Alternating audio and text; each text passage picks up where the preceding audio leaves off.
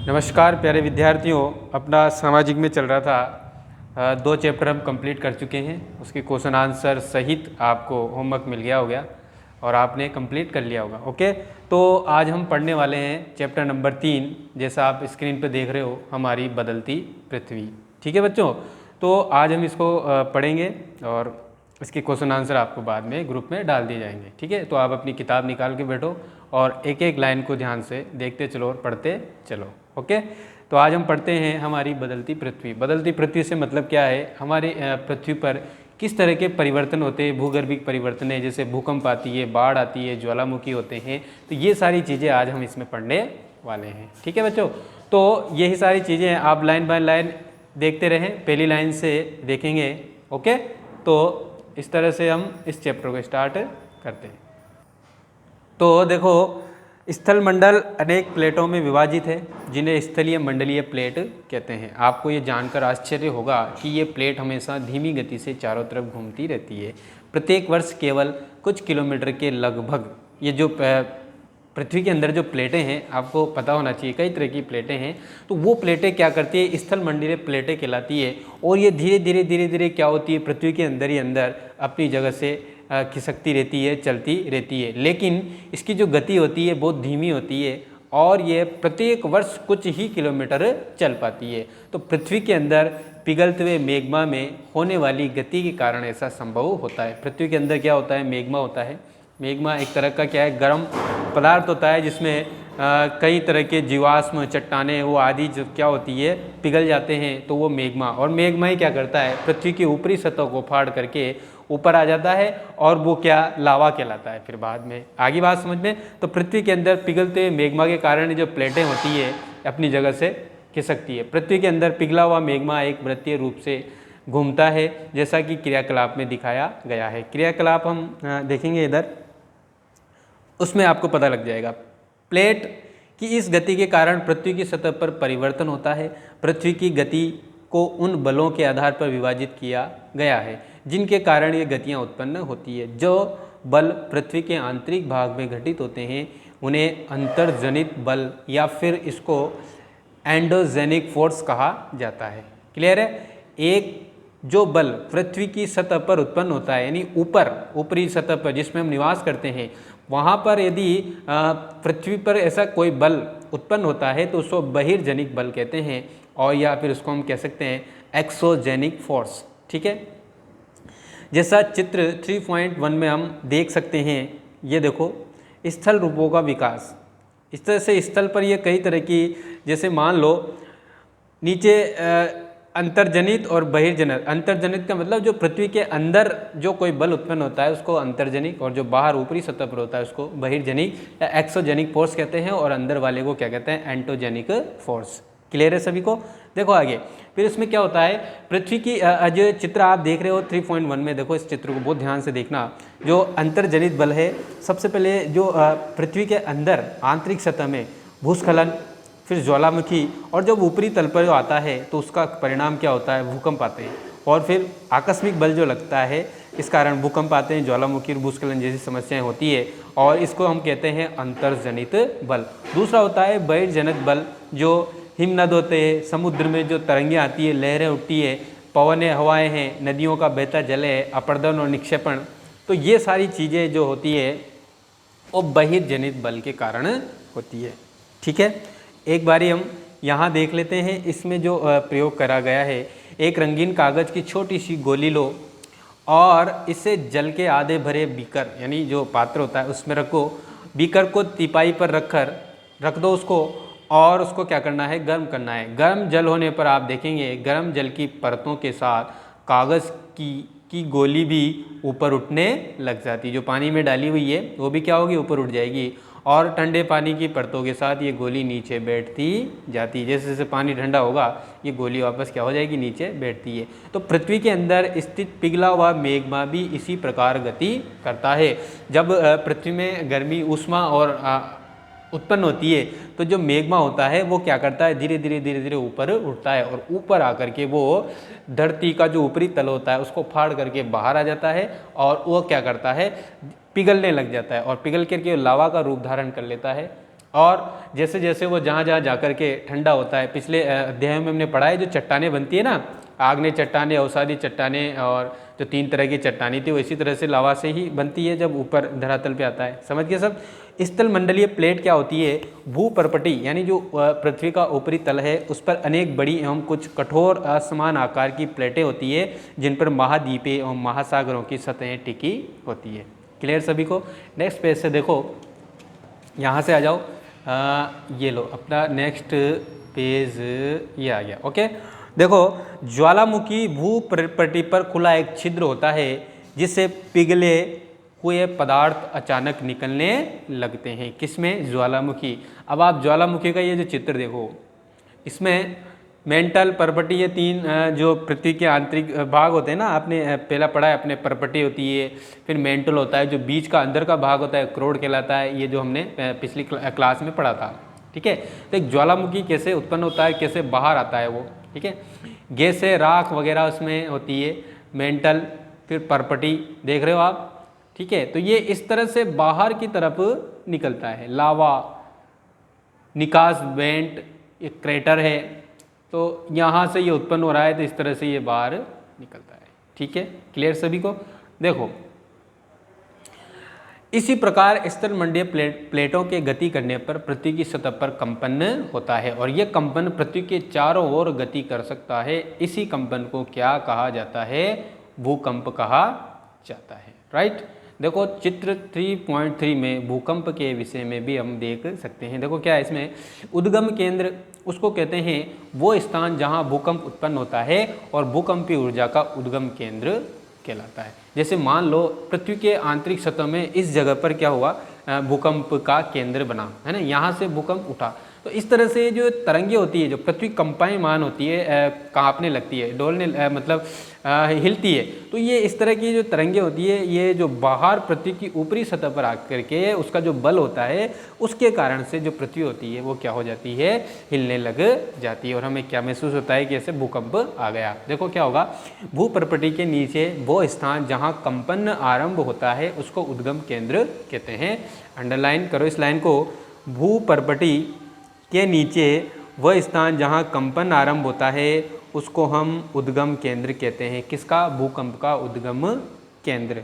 ठीक है, उद्गम केंद्र के भू सतह पर उसके निकटतम स्थान को हम क्या कहते हैं? अधिकेंद्र। उसके जो नज़दीक होता है भू की सतह पर, उसके जो पास वाला स्थान होता है उसको हम क्या कहते हैं? अधिकेंद्र। ठीक है, अधिकेंद्र से कंपन बाहर की ओर तरंगों के रूप में गमन करती है और अधिकेंद्र के निकटतम भाग में सर्वाधिक हानि होती है।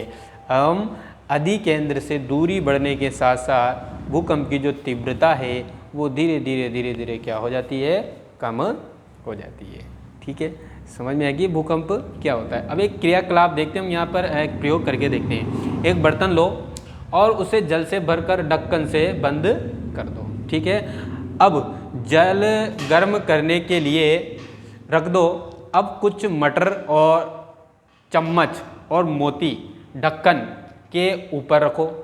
आप क्या देखोगे, जैसे ही जल में उबाल आएगा ढक्कन भी हिलने लगता है और जो वस्तुएं आपने ढक्कन के ऊपर रखी थी उनमें भी कंपन होने लगता है। दाने नीचे चले जाते हैं और चम्मच के कंपन से ध्वनि उत्पन्न होती है। यानी चम्मच जब ढक्कन पर उसकी आवाज़ आएगी। ठीक है, इसी भांति जब भूकंप आते हैं तो पृथ्वी में कंपन उत्पन्न होने लगता है। अब समझ गए होंगे आप। नेक्स्ट देखो आप, भूकंपीय तरंगे 3 प्रकार की होती है, याद रखना। ये पी तरंगे जिसको अनुदैर्ध्य तरंगे कहते हैं, एस तरंगे जिसको अनुप्रस्थ तरंगे कहते हैं और एक होती है एल तरंगे जिसको पृष्ठीय तरंगे कहा जाता है। इन तरंगों के गुणधर्म विश्वकोश से ज्ञात करने की कोशिश करें। ठीक है, तो ये इस तरह से तो भूकंप आते हैं, इस तरह से ज्वालामुखी उत्पन्न होते हैं, ये हमने देख लिया है। नेक्स्ट पेज में हम देखेंगे क्या है, पेज पलट लो आप सब, ये लो। और तो भूकंप और ज्वालामुखी के बाद देखो, यद्यपि भूकंप की भविष्यवाणी संभव नहीं है, लेकिन यदि हम पहले से तैयार हों तो इसके प्रभाव को निश्चित रूप से कम किया जा सकता है। ये पता नहीं लगा सकते कि इस तारीख को भूकंप आएगा, लेकिन यदि हम उसके लिए पहले से तैयार रहें, अपनी तैयारी पूरी करके रखते हैं, तो उससे जो होने वाला नुकसान होता है हम उससे क्या हो सकते हैं, निश्चित रूप से बच सकते हैं। ठीक है, ये देखो, ये गुजरात के भूकंप का दृश्य है, एक 2001 में आया था 26 जनवरी के दिन। ठीक है, याद हो जब आपको, उस दिन गणतंत्र दिवस था, 26 जनवरी मनाते हैं ना सब, तो उस दिन गुजरात में कच्छ और भुज 2 शहर थे, वहाँ पर बहुत भयंकर तूफान आया था। तो उसी का ये देखो, 26 जनवरी 2001 को भुज शहर में रिक्टर स्केल पर 6.9 की तीव्रता वाला एक भूकंप आया था। उससे क्या क्या हो गया, स्कूल सर्वाधिक प्रभावित हुए थे। स्कूल की इमारतें गिरने से कम उसमें 971 छात्र और 31 शिक्षकों की मौत हो गई थी। और क्या हुआ था भुज में, देखो ये भुज और कच्छ क्या है, गुजरात के 2 जिले हैं, डिस्ट्रिक्ट है। जैसे अपने राजस्थान का कोटा, बूंदी, बारांचला और उदयपुर, जोधपुर, बीकानेर, ये जो सब जिले हैं ना, डिस्ट्रिक्ट है, उसी तरह से ये भुज और कच्छ वहाँ के कहते हैं डिस्ट्रिक्ट थे। तो भूकंप के 3 दिन बाद भी हर व्यक्ति तक भोजन, कंबल, दवाएं आदि न पहुंचने के कारण हालात और ज़्यादा ख़राब हो गए। जब भूकंप आता है तो चारों तरफ तबाही हो जाती है, और कुछ तो उसमें दबके मर जाते हैं, कुछ घायल होकर मर जाते हैं, और कुछ भोजन, पानी और दवाओं के अभाव में अपनी जान गंवा देते हैं। फिर भुज में देखो, फ़ोन लाइनें ख़राब हो गई थी, जल की पाइपलाइनें क्षतिग्रस्त हो गई थी, विद्युत स्टेशन, संचार की लाइनें, सब कुछ तबाह हो गया। ठीक, चारकोल और अंगीठियों के पलटने के कारण अनेक जगहों पर क्या हो गई, आग भी लग गई थी। भूकंप प्रभावित क्षेत्र में आपातकाल की घोषणा, राष्ट्रपति ने आपातकालीन स्थिति की घोषणा कर दी थी। फिर मुख्यमंत्री ने केंद्र से सहायता मांगने के लिए अपील की थी।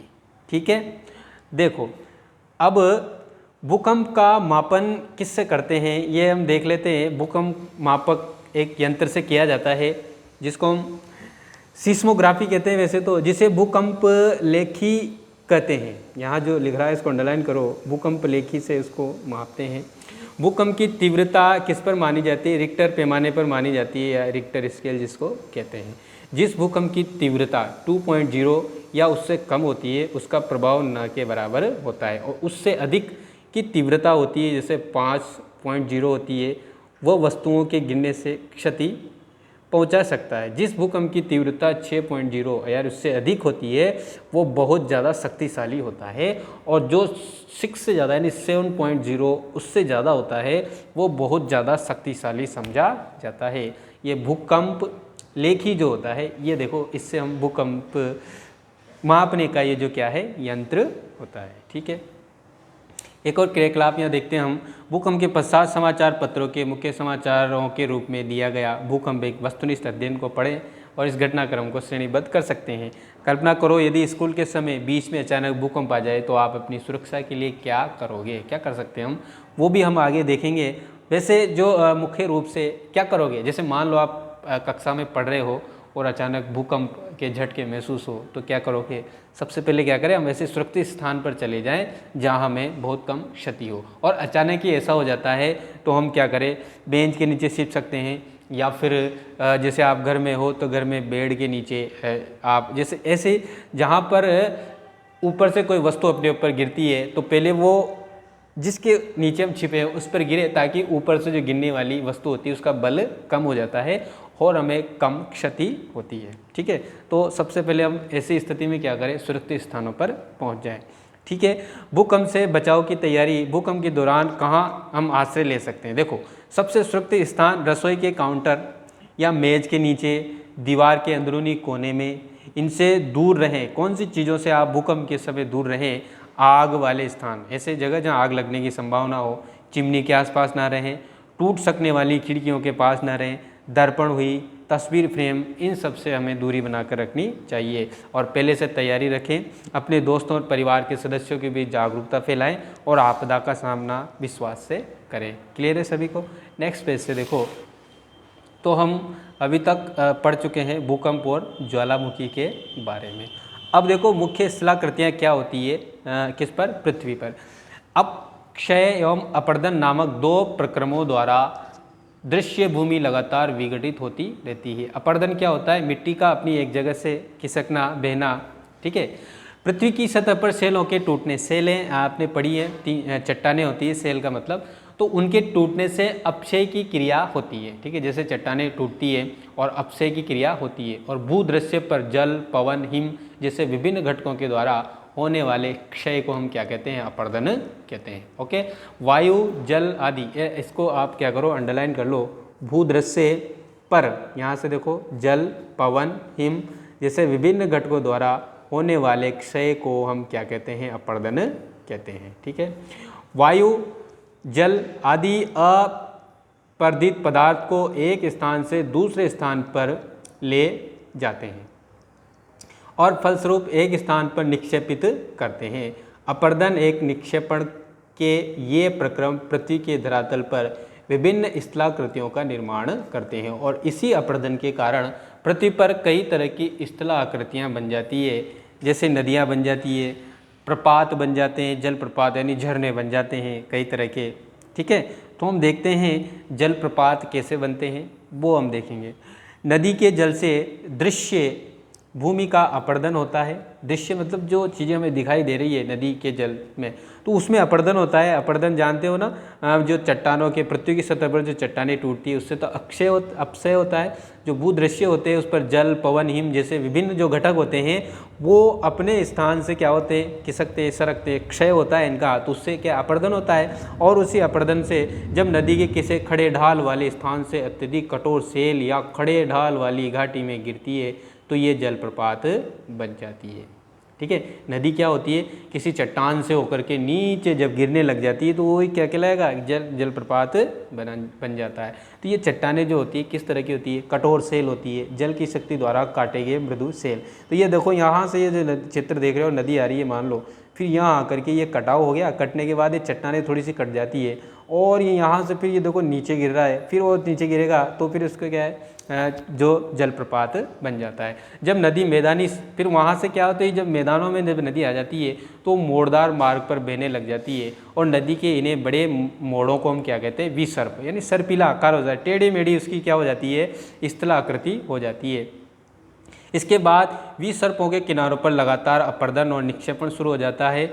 विसर्प लूप के सिरे के निकट आ जाते हैं। समय के साथ विसर्प लूप नदी से कट जाते हैं और एक अलग झील को बनाते हैं जिसे चाप झील कहते हैं। नदियों के द्वारा जो जैसे मान लो ये चित्र देख रहे हो आप, यहाँ से इस तरह से ये नदी बह रही है सर्पिला आकार में। मैदानों में आने पर क्या होता है? नदी अपने मार्ग बदलती रहती है इस तरह से, इस तरह से। अब मान लो कभी नदी यहाँ होकर बहती थी, ठीक है, तो बहने के बाद उसमें क्या होता है? अपर्दन और मिट्टी के कटाव के कारण यहाँ तो क्या हो जाती है? मिट्टी आदि कंकड़ पत्थर जमा हो जाएंगे। तो इसका जो रास्ता है नदी ने इधर कर लिया, ठीक है। इधर करने के बाद यहाँ जो जगह छूट गई और यहाँ जो पानी भरा रह गया वो क्या है? किसका निर्माण हो जाएगा? झील का। और ऐसी झील को हम क्या कहते हैं? चाप झील। समझ गए सबको? देखो अब इसको हम क्या कहेंगे? चाप झील। कभी कभी नदी अपने तटों से बाहर भी बहने लग जाती है, फलस्वरूप निकटवर्ती क्षेत्रों में क्या हो जाती है? बाढ़ आ जाती है। और बाढ़ के कारण नदी के तटों के निकटवर्ती क्षेत्रों में महीन मिट्टी यानी जो बारीक मिट्टी होती है और अन्य पदार्थों का निक्षेपण करती है। और ऐसी मिट्टी एवं पदार्थों को हम क्या कहते हैं? अवसाद कहते हैं। तो आपसे अगर पूछा जाए अवसाद किसे कहते हैं, तो ऐसी मिट्टी जो नदी के बाढ़ के कारण तटों के निकटवर्ती क्षेत्रों में छूट जाती है, और ऐसे मिट्टी और पदार्थों को हम क्या कहते हैं? अवसाद कहते हैं। क्लियर सभी को? देखो आगे, इसमें समतल उपजाऊ बाढ़कृत मैदान का निर्माण होता है। नदी के उत्थित तटों को हम तटबंध कहते हैं। नदी के जो कटा फटा जो किनारा होगा उसको हम क्या कहते हैं? तटबंध कहते हैं। जैसे आप इस चित्र में देख रहे हो, विसर्प क्या है? जो टेढ़ा मेढ़ा जो इसका नदी का मार्ग होता है, जिस रास्ते से वो बहती है उसको विसर्प कहते हैं।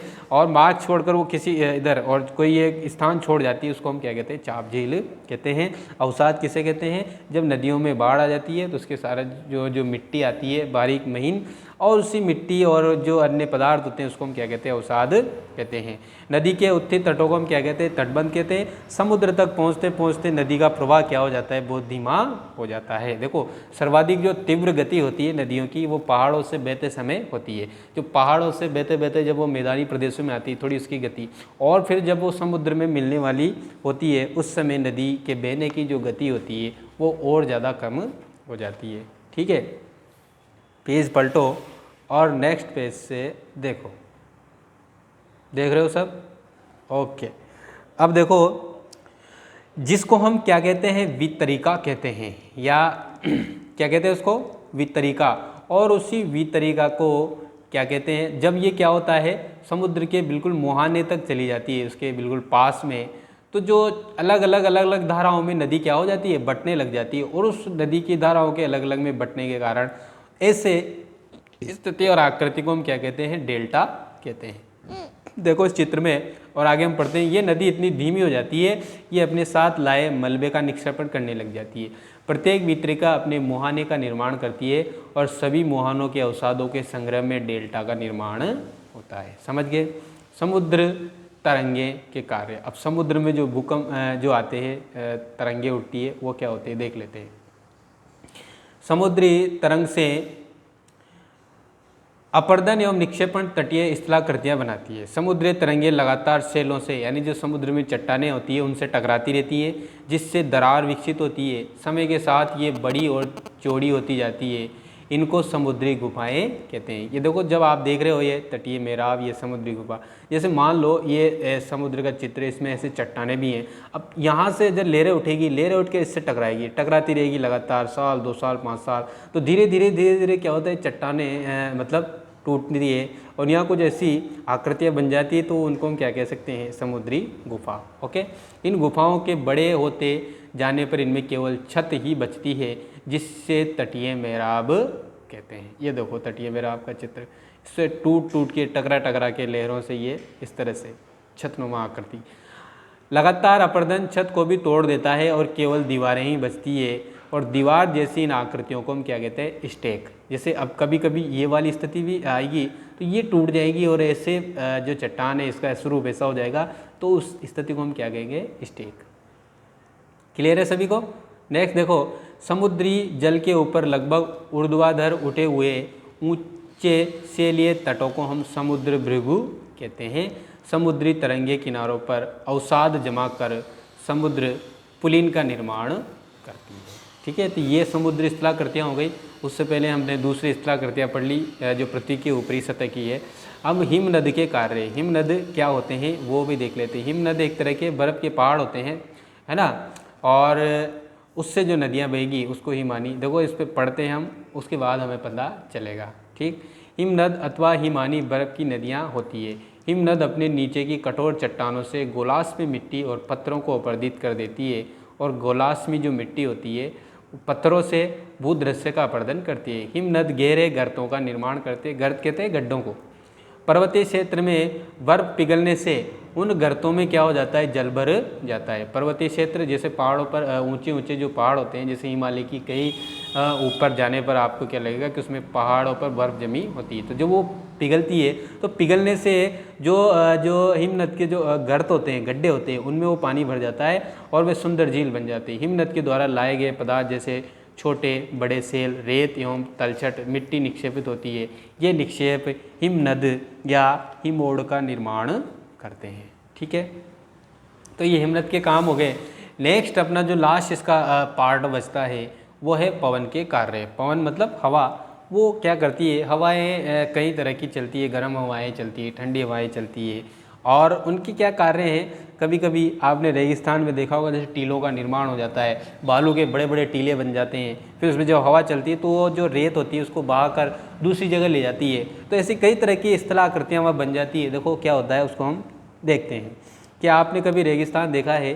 नहीं देखा हो तो अपने राजस्थान के जो पश्चिमी हिस्से हैं, जैसे जैसलमेर हो गया, बाड़मेर हो गया, और इधर से जालौर हो गया, जोधपुर का कुछ हिस्सा है, उधर ऊपर आप बीकानेर जाओ, बीकानेर से ऊपर थोड़ा और जाओगे तो गंगानगर का हिस्से हैं, हनुमानगढ़ के हिस्से हैं। तो ये सब क्या है, रेगिस्तानी इलाके हैं। ठीक है, बालू टीले के कुछ चित्र एकत्र करने का प्रयास करो। जैसे ये बालू का टीला देख रहे हो चित्र में। देखो रेगिस्तान में पवन अपर्दन निक्षेपण का प्रमुख कारक है। ठीक है, पवन हवा जो क्या करती है, अपर्दन का और निक्षेपण का मुख्य कारक क्या है, हवा। कहाँ पर? रेगिस्तान में। रेगिस्तान में आप छत्र के आकार के सेल देख सकते हैं, जिन्हें सामान्यतः छत्रक सेल कहते हैं। पवन सेल के ऊपरी भाग की अपेक्षा निचले भाग को आसानी से काटती है, इसलिए ऐसी सेल के आधार पर संकीर्ण एवं शीर्ष विस्तृत होते हैं। पवन चलने पर अपने साथ रेत को एक स्थान से दूसरे स्थान पर पहुंचाती है। जब पवन का बहाव रुकता है तो ये रेत गिरकर छोटे पहाड़ी बना लेती है और इन्हीं को क्या कहा जाता है, बालू का टिब्बा। टिब्बा मतलब टीला कह सकते हैं। जैसे चित्र 3.10 में हम देख सकते हैं, जब बालू कण महीन यानी बिल्कुल बारीक और हल्के होते हैं तो उनको वायु क्या करती है, उठाकर यानी उड़ाकर अत्यधिक दूर ले जाती है। जब ये बालू के कण विस्तृत क्षेत्र में निक्षेपित हो जाते हैं तो इसे हम लोएस कहते हैं। ठीक है, और चीन में विशाल लोएस निक्षेप पाए जाते हैं। ओके, तो अपना ये जो लेसन है ये कंप्लीट है और इसके क्वेश्चन आंसर आपको बाद में मैं ग्रुप में भेज दूंगा सोल्व करके, जैसा कि और इससे पहले जितना भी होमवर्क आपको दिया गया है वो बिल्कुल कंप्लीट आपकी कॉपी में होना चाहिए। क्लियर है सभी को? और किसी को कोई डाउट हो तो वो जो वीडियो के नीचे आप कमेंट बॉक्स में जा कर के कमेंट कर सकते हैं ताकि आपको उसका जवाब मिल जाए। ठीक है, क्लियर सभी को? तो इसके क्वेश्चन आंसर, तो ये अपना चैप्टर 3 कंप्लीट हो गया है। तो आज के लिए काफ़ी है, कल के लिए बहुत कुछ बाकी है। ओके बच्चों, थैंक यू।